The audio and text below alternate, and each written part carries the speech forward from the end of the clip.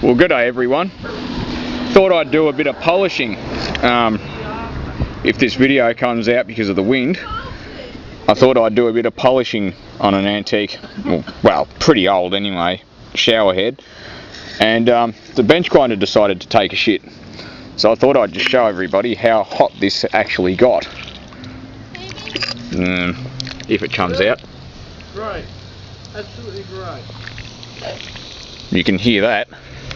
Except for some idiot here that's killing me of not See that water boiling? the way here this morning. You may not be able to. Across 4 lanes, town road and Danny north south, and you know, I had to slam the brakes on it all over the Excel and fairway. Hear that boiling. And then That's how you know you've gotten a motor really, really hot. I see a window up in the window. Let's grab the rest of it and see how hot that got. Yeah, see if you can do The it. windings in this should be pretty hot.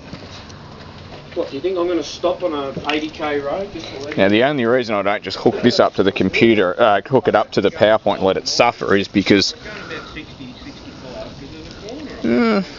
oh yeah, it definitely has cooked the winding. This is very hot, this bit. The field windings are gone on it, but